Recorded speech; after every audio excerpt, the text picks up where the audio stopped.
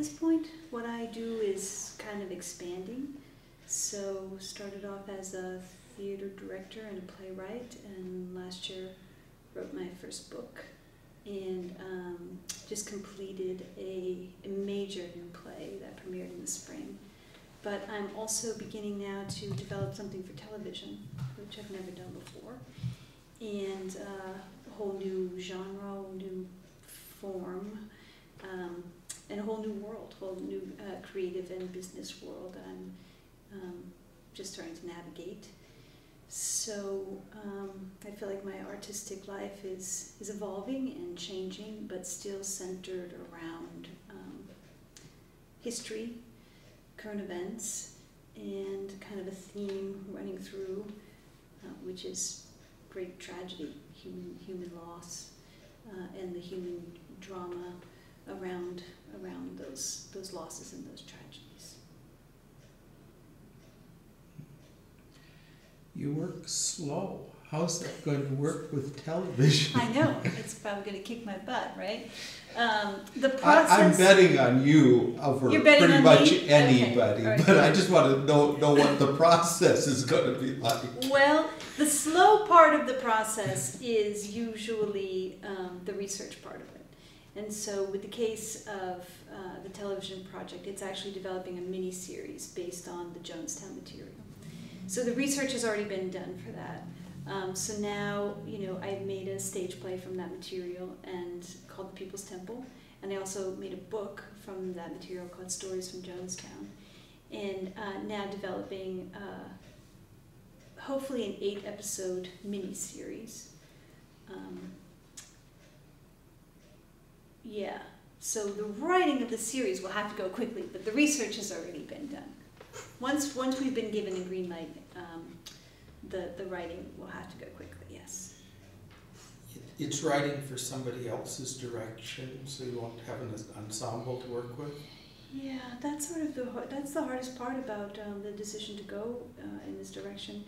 And a lot of it will depend on who the director is. For me, I've pretty much point blank been told that I will not be directing, simply because the scope of the project for a first-time director is just out of the league of what people would take a risk on. We're talking about a $40 million miniseries. So that's like a whole other, when we made the Larry Project movie, that was a $1 million movie. So this is going up into a stratosphere that theater folk don't usually go into. But yeah, that is, making sure that the material's in the right director's hands is a big part of my decision of entering into an agreement or not, for sure. So it's not just about, it's about ensuring that I can, A, be the head writer, B, make sure that nothing can be changed that's not in the historical record, no composite characters can be made, and also having a say in who directs it. Those are sort of my deal breakers. So how strict is that? I remember you had a principle about not using texts that someone hadn't spoken. Right. Are you going to? Is that a line you can hold with a miniseries? Well, that line has actually already changed. So that's a good point, because let's go back to Spill for a minute. So Spill is the play based on the Deepwater Horizon BP oil spill. And I was writing about the spill the last time we spoke. I was writing about the effects of the spill and the people who had been impacted, and the incredible land loss that was happening in the state of Louisiana, made much worse by the presence of big oil there. And I was at a talk back for the Laramie Project, and someone asked me what I was working on, and I said I was working on a play about the BP oil spill. And she took a step away from me. She moved away from me physically. And she put up her hand. And she said, well, that's a different kind of sadness. And I was very taken aback by that statement. It's a different kind of sadness. As if, the guys who died on the rig and the people who were suffering those losses were not worthy victims. because I think the public perception is that, well, those people, you know, they make money off the industry, they know what they're getting themselves into, you live by the sword, you die by the sword. So I made a decision then that I was going to actually change the structure of the play. So that the second act would be the aftermath, but the first act would be the explosion and the death of those 11 men. And I chose one guy in particular, Jason Anderson, to follow. So the play opens in Jason Anderson's kitchen with his wife, Shelley, the day he leaves for his last hitch, and his concerns that he's having about the practices that are going on. They're breaking with procedure on the rig, and he's very anxious. And the day he leaves for his last hitch, he goes over his will and the details of his will with his wife to make sure everything's in place. He was that worried. And so the play follows Jason up to the point of his death, and then follows his family in the second act. And Jason speaks in the play. He's a character. And so his words are invented dialogue. Some of his wife's words are invented dialogue. They're drawn from interviews, and they're drawn from court documents, witness statements, things like that. But there is text that was not actually verbatim spoken. So I think getting more comfortable in that world of, you can say it's dramatic license to an extent. It's not really dramatic license because it's trying to hold true to what is found, you know, in the public record and what's been told to me through interviews. But it is going into that territory of fictionalizing their actual words. So coming back around to the miniseries, I think, again, the standard will be that it was spoken to me in an interview, that it can be verified in the historical record, but scenes will have to be written and dialogue will have to be written, because they won't be speaking in the first person narrating events. They'll actually be inside the scenes having dialogue. So all that dialogue will have to be crafted.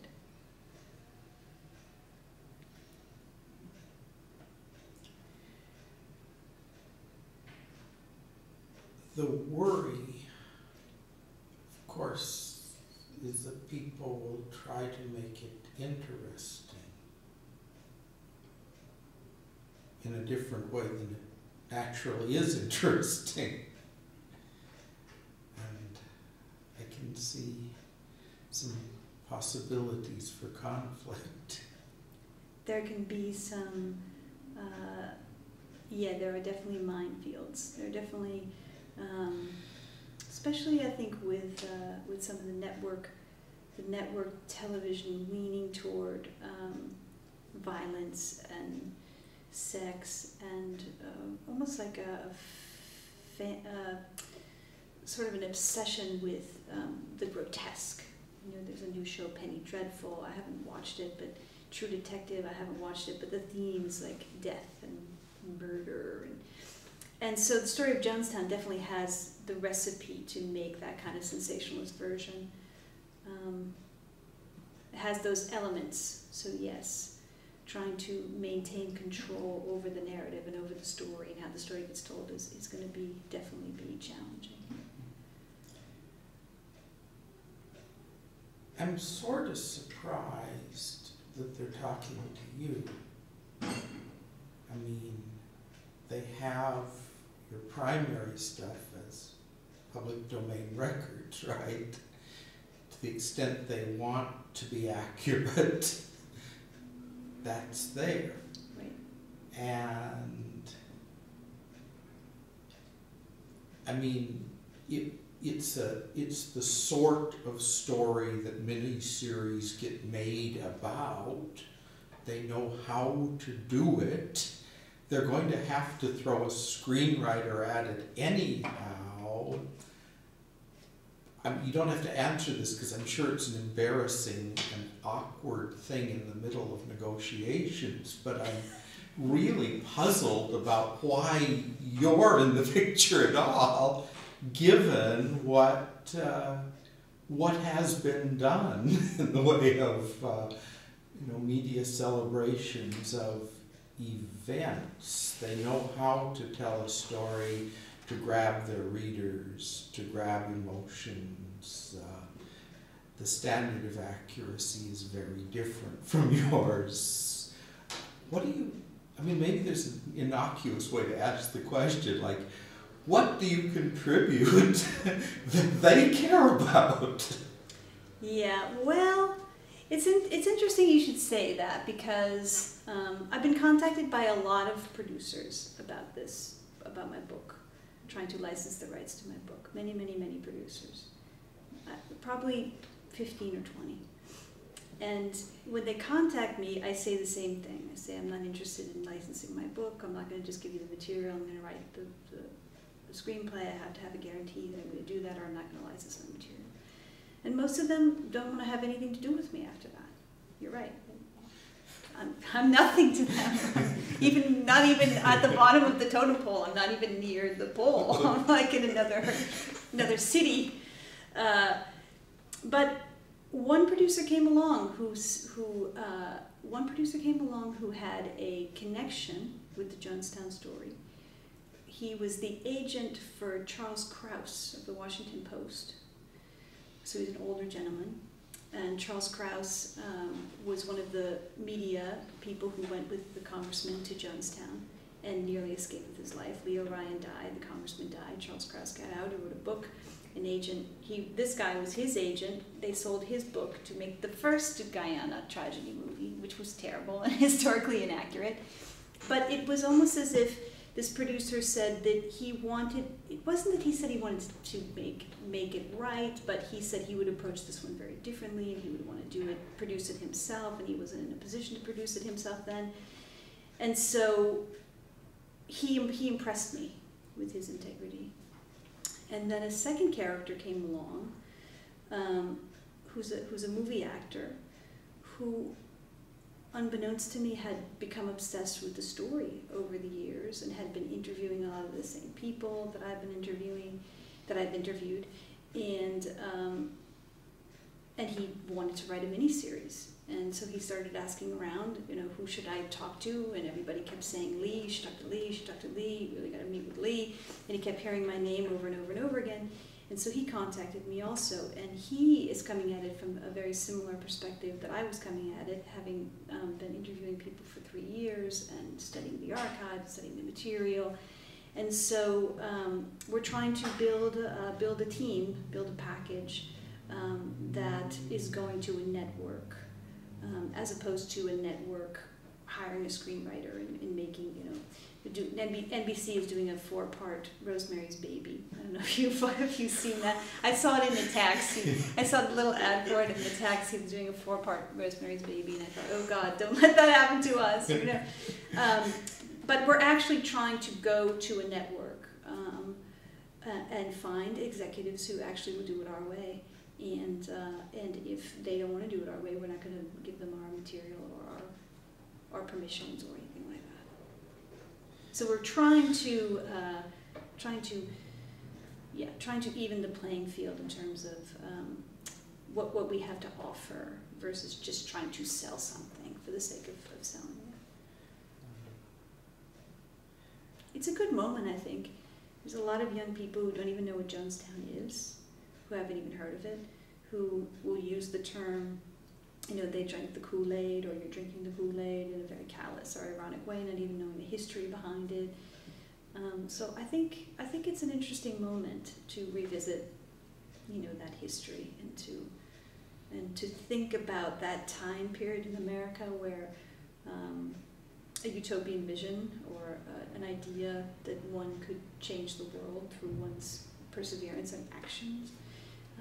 In the state of the world that we have today, at least in America, that doesn't seem to be the prevailing sentiment. The prevailing sentiment is, politics is a mess, and we're all very jaded, and we're only talking in polar opposites and talking to each other, in our groups as opposed to going across party lines, and a kind of powerlessness, sense of defeat, sense of inevitability that things are just going to keep going the way they're going because money is controlling everything.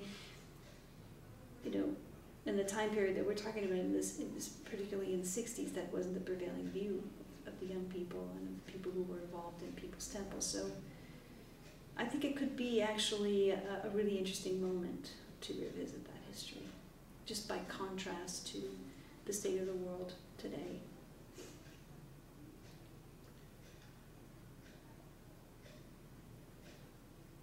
I'm struck with the challenges of reaching a really large audience with this material. Yeah. A couple things occur to me. One is, I remember when you talked about the play, you had a kind of primary loyalty, it seemed, to the people who'd lived through this. I mean, it was important. You had a responsibility to them that the play be right for them, and you took considerable pains to make sure they had the right relationship to the material, that they'd said the thing they needed to say. And some of those folks are still alive. And I think about what it means now you're educating their subdivision Mm-hmm. about what they were involved with. Mm-hmm. You're returning them to those stories. And I mean, I don't know what to ask beyond, that seems like a heavy thing to think about. It's a very heavy thing to think about. It's A, it's an incredible responsibility, and B, reaching for that mass audience does change the rules completely. But maybe you'll interview me in a year from now and all of this will have, gone up in smoke, but I still have an ideal that is about those people. And I'll talk to each and every one of them and show them what I'm writing and, make sure they're okay with it and see if they want to have their name changed and, all of the same kind of, elements of the discussion that were involved in producing the play, I would have in this situation also. And of course there'll be executives or, who say, but it should be like this and it should be like that and maybe it should go like this, maybe it should go like that. But I'm not entering into a contract that doesn't guarantee historical accuracy. The other tricky thing is what you were just mentioning, this matter of idealism then and now. I mean, I want to say, how do you avoid making this into Bambi meets Godzilla? No. Well, I'll tell you something. I don't think it can, I think it could end up being Bambi meets Godzilla. But I do think that television right now, and I really mean this. I think television is ahead of theater in many respects. It's taking more risks. There's really good writing on TV right now, and there's really good drama. And yes, a lot of it does veer into this, to be very violent or to be, very,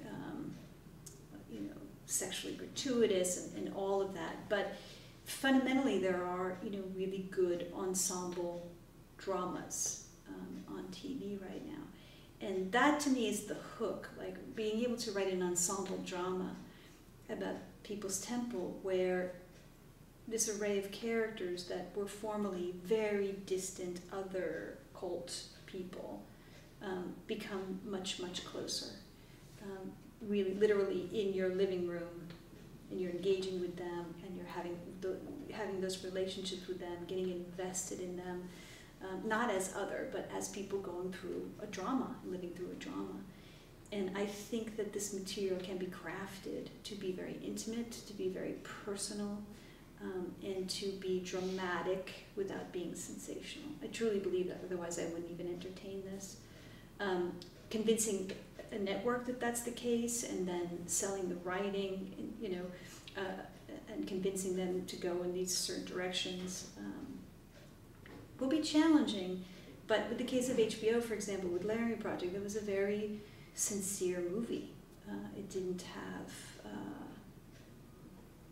we weren't pushed to reenact Matthew's murder or, you know, show the brutality of the crime. You know, it was about the community and it was about the people, and we held true to that, and they made that film. So, so I'm still fighting for that. But in the back of my mind, I will keep, actually, I'll use that in the pitch meeting. I'll say, we can't, I'm not here to make Bambi versus Godzilla. You answered a better question than I asked and took us into territory I want to explore for a minute, and I'll try to go back to what I had in mind. Television is longer. I mean, television can go 8 seasons with things. That's like an art form nobody's ever seen before. And television also has this funny power to produce your best friends. You know, the people you want to hang with. Cheers, and then Friends, and then The West Wing. And 8 episodes is almost long enough to bring you that feeling. Right. These are my reference people. So yeah, I know I didn't want to say I thought television was I think it's a terribly dangerous medium, but I also think, like you, it has a whole lot a lot going for it, and essentially it's turned into a new art form because you can stream, because you can watch it over, you know, you can essentially do what Wagner did to people about almost anything. What I wanted to ask though was the People's Temple story is the story of Bambi-like idealism and optimism going south in a terrible enough way that one fears the message is nobody should ever be optimistic anymore. And that's what I wanted to ask about that. Okay. Yeah. Well, that's true. That's true, that you could walk away from it thinking, well, what's the use? What's the sense? Look at these people, they tried, and look what happened to them. However, knowing those people, knowing what they lived through, knowing what they were striving for, and knowing how they've survived and how they've recreated their lives, I don't think you're left with an entirely, if you tell the story correctly, the movement imploded, but the movement imploded because a very small faction of completely radicalized people, very small. The temple had thousands and thousands of people in it, and we're talking about maybe 5 to 10 people in power, who became so radicalized and so insular in their beliefs without any outside checking in that they brought the whole thing down. And that is, to me, an even more powerful message than you have idealism, the idealism of Bambi, and then the whole thing goes and gets stomped by Godzilla. I think in our culture today, the way we talk about politics is it can be that extreme, and I think the message would be to, you know, as a caution to that kind of extreme thinking, extreme, you know, belief, and breaking away from reason, from opposing viewpoints, and locking in. That's what brought the temple down, and that's the story that I would want to tell. So it's not just they tried for utopia and they failed. It's really saying, okay, so you had this belief, and look where these people took it. This very small handful of people out of all the thousands that were involved, look where they took it. And for me personally, what's one of the more stark and kind of horrible details about the story is that it was young white women who did this. It was young white women who became the most radical. So a lot of people associate the end with Jim Jones saying, okay, everybody's going to drink the poison. That's not exactly how it went. It was the women who were around him who planned it, who made a timeline for it, who gave the parameters of how it would be done, and who set it in motion in the end. And so that, I think, would be a very big shock, a very big shock of history for a mass audience to discover.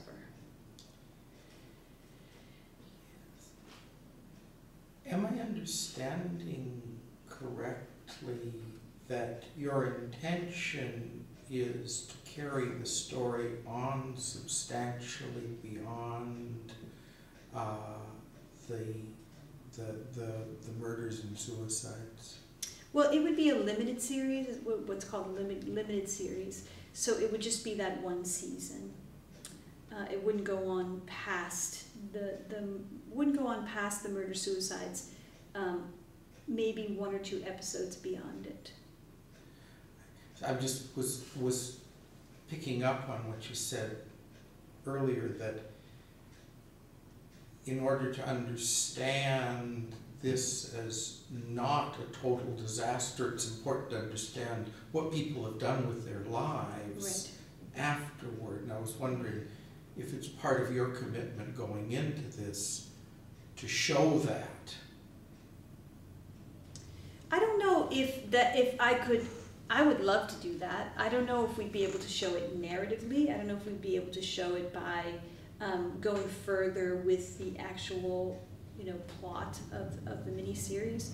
But there could be a way to teach the audience through a series of slides. For example, this person went on to have children and did this, and this person achieved this, and this person achieved this, and then the people who didn't make it, people who killed themselves in the subsequent years after. I think that you could have a series of slides that taught the audience, where people landed, where they ended up, what happened to the movement in subsequent years, and the fact that 25 plus years later, they still get together, pretty much yearly. They still love each other very much. They are still connected to each other. It really is an extended family. It's not just a cliche. They really are an extended family. So something about what they did worked, because there is such a profound love there that isn't like a book group or your church even.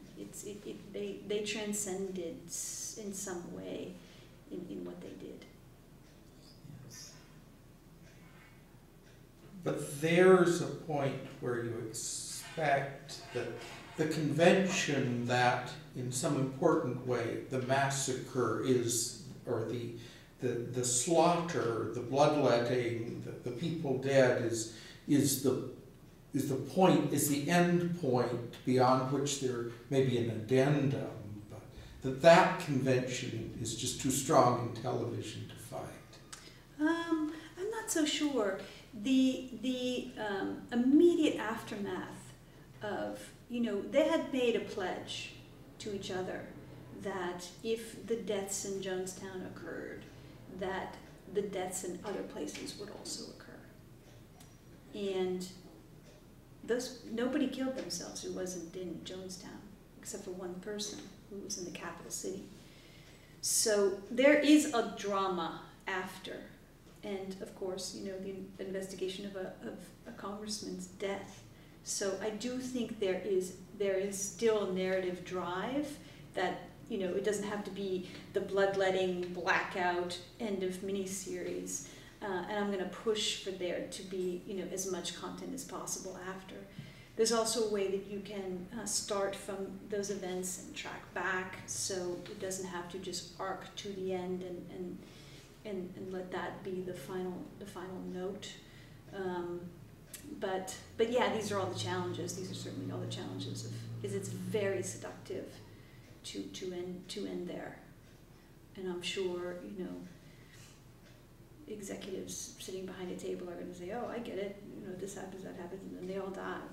And that's not the story that we're interested in telling at all. I mean, my collaborator keeps saying, well, let's just leave out November 18th. And I'm like, that's not going to happen. You're not going to be able to leave it out, I don't believe. But I do think there is a way to tease out the humanity of that last day. The people who fought against it, who ended up dying, the people who got away, the people who saved each other's lives afterward, how they rebuilt their lives. I do think that there is still narrative drama in all of that, beyond the playwright, beyond the massacre.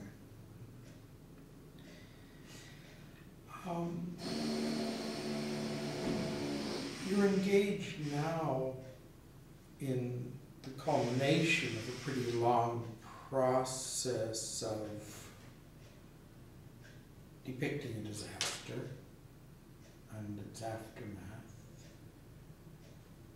Are there impulses carrying forward from Spill, or things you learned on Spill that you want to bring, that you're thinking about in terms of this next one?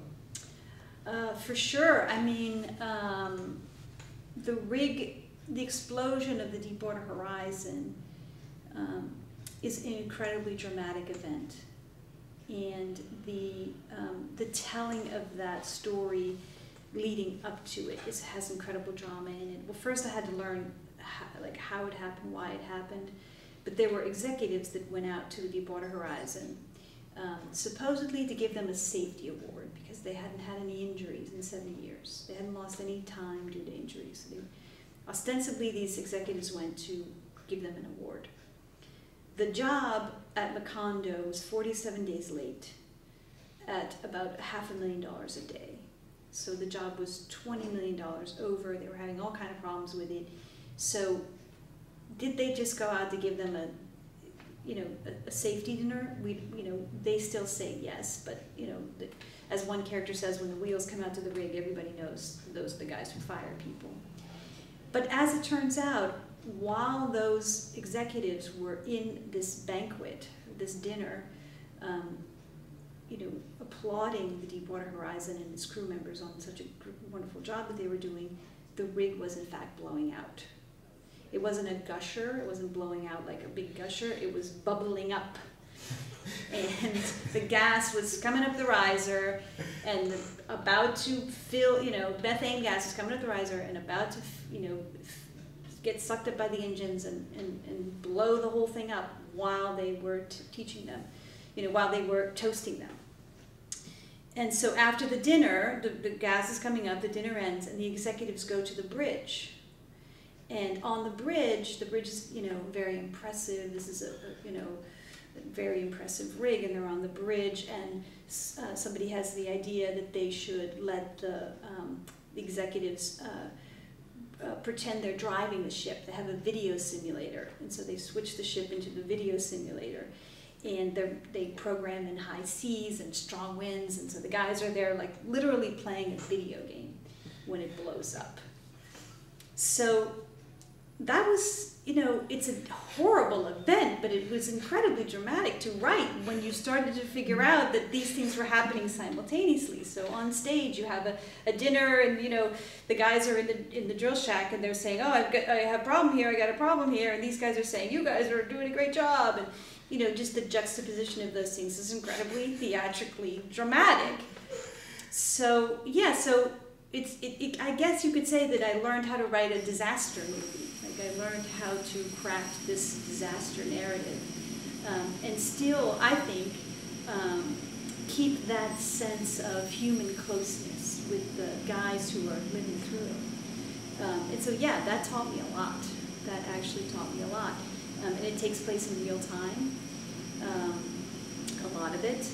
It doesn't take place just in hindsight. A lot of it takes place in real time. So yeah, so learning to craft good drama in that way, that definitely will come in handy working on the miniseries for sure. Now with Spill, you've built a kind of at least in the version we discussed years ago, you had a sort of quasi-museum-y attachment to it, which was a way to engage the audience differently than a play can engage them. First of all, did that persist through to the final version? It persisted. It turned out differently, but it carried through. So the way it happened is when the audience walked into the lobby, there was this installation of portraits. And,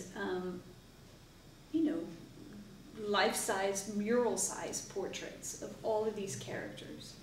And the audience came and, it's very striking, it's a very dramatic image, and the audience sort of said, look at these people, and they would mill around, kind of look. There were some quotes. Then they go in and they see the play.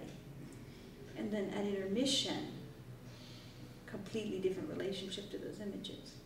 So once they heard the stories and they realized who was who, you could see people just, make a beeline for a certain portrait that was part of the drama of the first act. And then the second act, the same thing. It was like recontextualizing, teaching the audience who those people were, what those images represented over the course of the play, so that by the end of it, there was such a sort of solemnity almost, where people were just sort of like standing in front of the portraits, just sort of staring at the person as if they knew them, as if they had become their friends over the course of the play.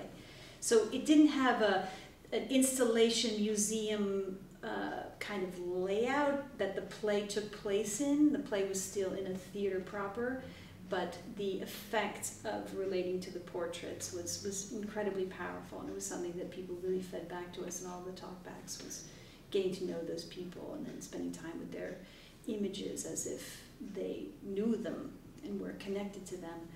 It was really an essential part of what made Spill work. We've read Spill as a reading a lot of times, and it's very dramatic and it works as a reading, but the physicality of the play juxtaposed with the artwork is really what the event is. That's the experience of Spill. Not just the story of it, but the experience of it. And is there any possibility of constructing a comparable experience for any viewers of something that comes on television? For Spill? No, I'm thinking of for the Jonestown. Oh, for the Jonestown. The experience of the imagery versus well, I mean, that's interesting. In the play of the People's Temple, one of the most striking moments was the passport photos. We blew up the passport photos of all the people who died in Jonestown, and we had them kind of displayed over the course of the piece, so that by the end, this archive full of boxes had pictures of everyone on it. And I have thought about a similar form for the mini-series of that archive and those photographs and that action of laying out the people and kind of accounting for them in a way. Yeah, that could be similar experientially. I think most people know the story of Jonestown as the bodies lying face down, so this would be a change. This would not be leaving people with the final image of the bodies face down, but leaving people with the image of them with their faces upright. That could work, and there could be a kind of Christian Boltanski-esque kind of element in the shooting of the film that could give you that almost that installation feeling too. That could work. Well, I was just struck by what you seemed to value in Spill, which was the idea that people's relationship to an image the image doesn't change. People over 2 hours change their relationship to that image and right. Notice that their relationship to that image has changed. Right, and notice that there's more to that image than they initially thought. Yes. Yeah. I mean, that seems like what makes it permanent. Mm-hmm. And it's really exciting to think. Yeah. you're working with memory in a way that that plays don't usually work with memory. Right. It's fascinating, kind of new way you keep breaking the ground in all sorts of ways. Well, one of the most exciting things that happened in terms of that question of memory, exciting and also, scary. We invited the families of the men who died, and, some of them had never seen a play before. And the way that the rig disaster unfolds, we have this very dramatic video. It's a really dramatic soundscape that was developed. And it's very dramatic, but nothing about it is realistic. It's all stylized. So they're in the dinner, and the rig begins to shake and rock, and the chairs fly, and the actors, move the chairs, and the chairs fly around, and we have these catwalks constructed out of metal, and they climb on them, and they spin around, and, one of the most dramatic moments is, so the lifeboats left without the people that were supposed to be in them, and then the people who were left behind launched a life raft, but it began descending before everybody was in. So there were a number of people who were 20 stories high in the middle of the ocean on a burning rig that had to jump overboard.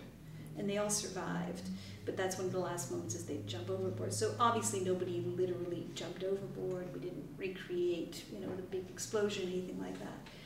But this one woman who had never seen a play before, her brother, Adam, had died on the Deepwater Horizon. And she said to me after, she was really, emotional, and she had been crying. And she said it was so realistic. It was so realistic. I really felt like I was there. I really felt like I understood what Adam went through. And I just thought that was so interesting in terms of what theater does and how theater can play with what is real, and that suspension of disbelief, and the idea of her memory of Adam, now includes this stylized representation of his death that she experienced as realistic. So it was just a really interesting moment for me about, like, what can the theater do that film or television can't? Like, that's one of the things that it can do. It can transport a person into some other kind of time-space continuum, right? Where what they're experiencing is really coming from them, but it's triggered by the representation of a lot of different elements.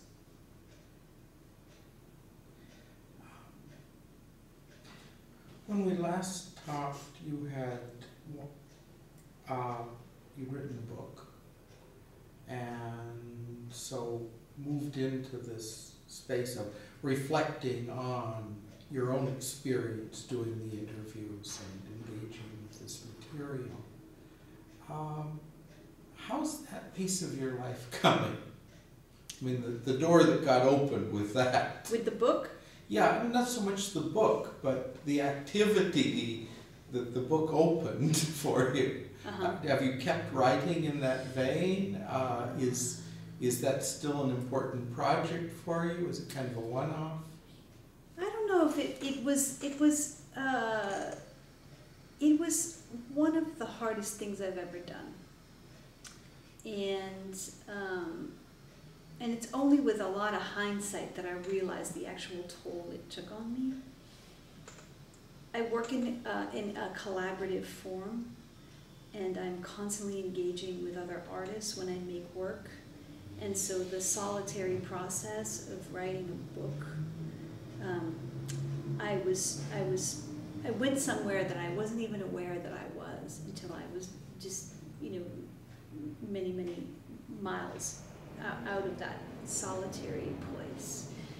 And so I think I still have a desire to write in that form, but I think I will enter it with more spaciousness and maybe a little bit more caution as to finding some balance between that solitary endeavor and other, and other collaborations or collaborative things kind of also going on the side. It was incredibly isolating, incredibly lonely, and it took a greater psychic toll than I actually realized at the time, maybe even at the time that I was talking to you before. I have a newfound respect for writers who write mostly alone.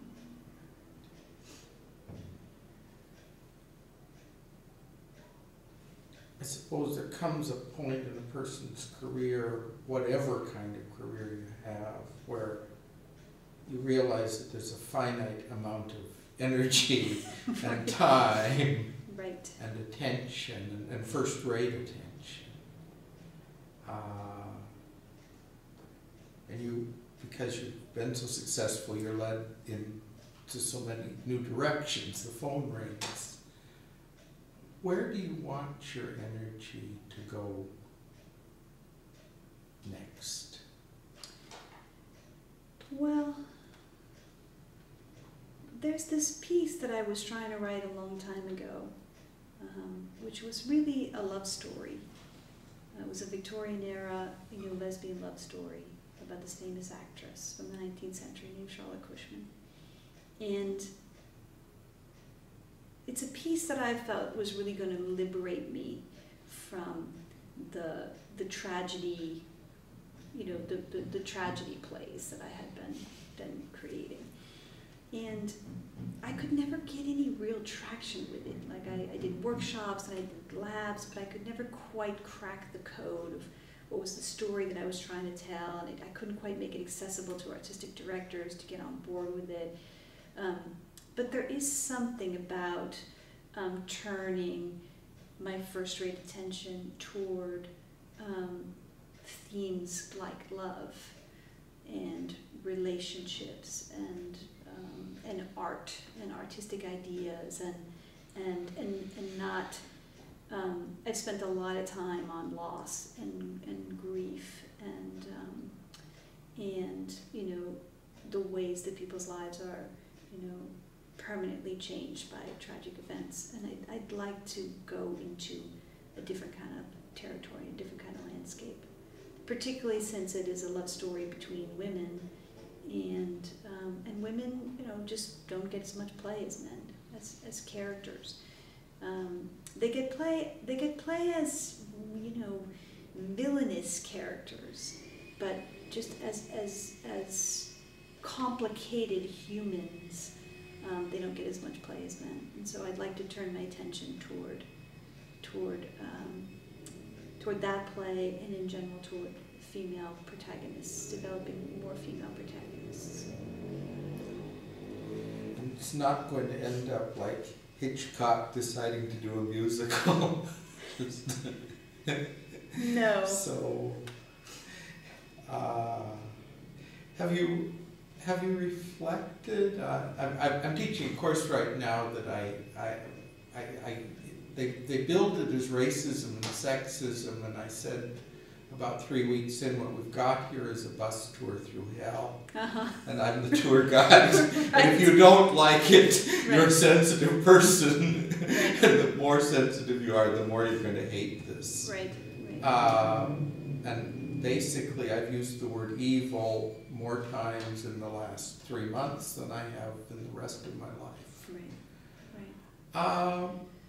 So, have you reflected on how you came to do the evil and misery beat? Is that something you happened into, or did you stride into it with your eyes wide open, or, did it just add up that way? Or? I have thought a lot about that. I've really thought a lot about that, and I think that is something that I do want to write about. That is definitely something that I do want to write about, and yeah, like I don't consider myself, I'm a pacifist. I'm like profoundly nonviolent person who has gone into this really violent territory, and been rattled by it, but also managed to kind of let it wash over me and just keep steady focus on what is the story behind that, what else is there, who are the people? How can we relate to them as humans? So I don't know, sometimes I feel like it's like cleansing some kind of karma of violence, and I'm just doing my part in the world somehow. But the stories have all come to me. I haven't chosen them. So I've always said yes to them, but I didn't come up with the ideas. They've all kind of arrived at my doorstep and said, are you interested? And artistically speaking, it's been impossible for me to close the door on that. It's been impossible for me to, you know, in the case of Spill, to go down and be invited to teach a class, and then be teaching a class, and then see the things that I saw and not want to respond to it artistically, not want to share it artistically. So I guess I'm just hoping that the stories that show up are different down the line. Or that maybe it's time for me to say no if another one shows up and turn my attention in another way.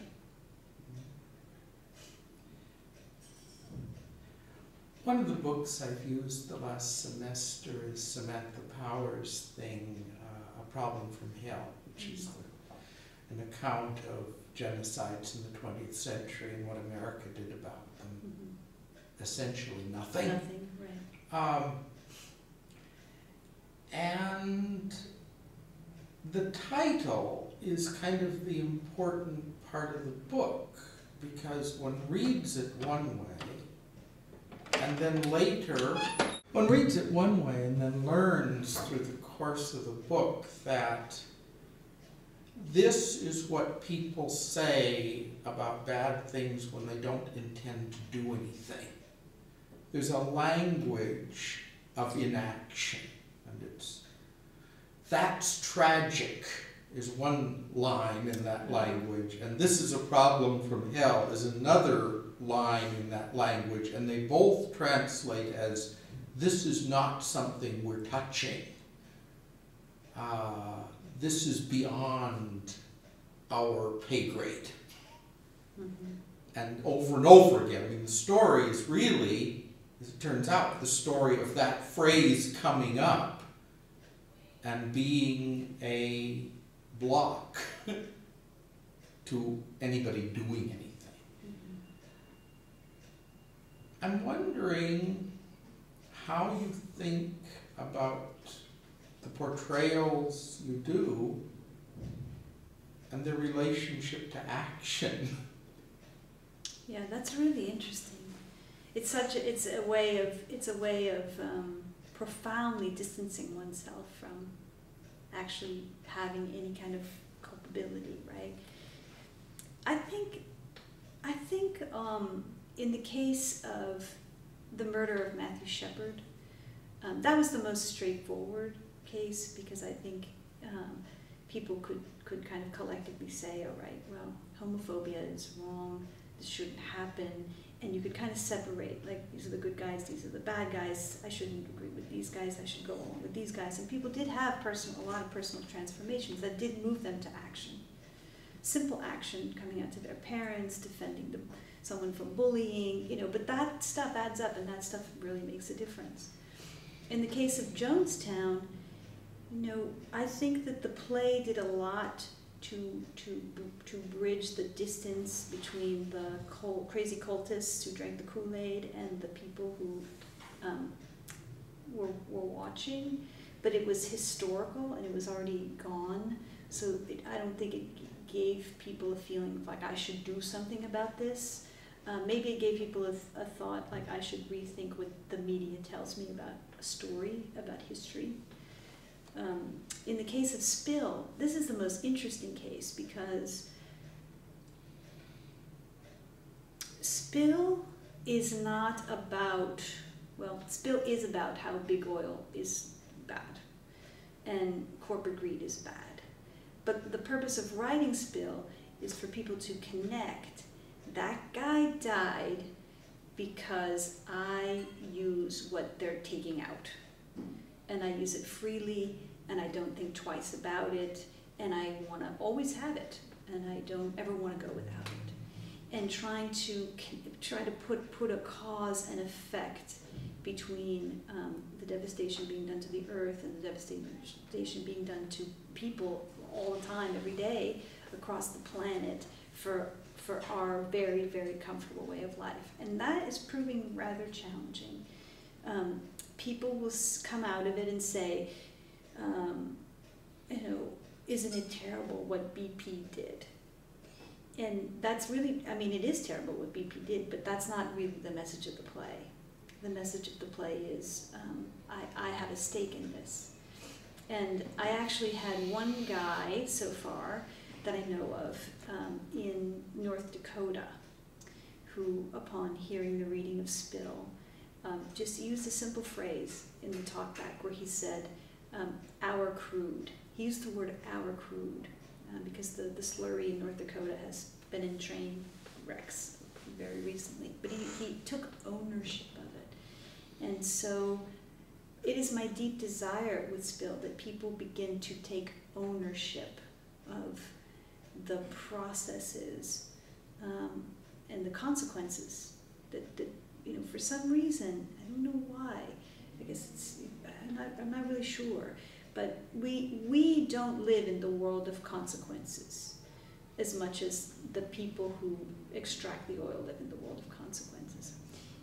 I mean, I guess you could argue that climate change is here upon us, so now we're all living in this collective world of consequences, but even that doesn't seem to be waking us up to such an extent that we're proposing any kind of radical changes in our day-to-day lives. So I'm not sure what is the trigger for action, but I'm hoping that Spill can be part of the conversation, that people will walk out and the next time they just turn on the lights or turn on their computer or turn on their TV or turn on their air conditioning, that they'll think about where the energy came from. Just connect that there's actually people behind that, human beings behind that action. Not just a big corporation who's making millions of dollars, but actually people doing that job and doing that dirty work.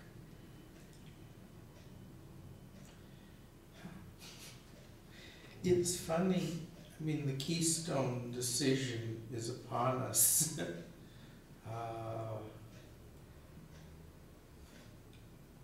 would be quite wonderful if someone would propose a comparable mini-series for Spill at this point in U.S. history. Just because an issue like that's coming up. We kind of look at the last disaster back and what we can stand to see in public lives. But it's similar to what you're saying. It's on a global scale, but people say that's tragic. What was the other phrase? That's tragic, and it's a problem from hell. And it's a problem from hell. Those things are being spoken about. The trains that spilled the slurry and the chemicals that spilled into the water, and those kind of things are spoken. But not one thing has been done to change practices on deepwater rigs. Not one. The corporations themselves, the companies themselves, have changed practices to a certain degree just to make it, for themselves, for their own, sense of liability. But the federal government has not implemented one single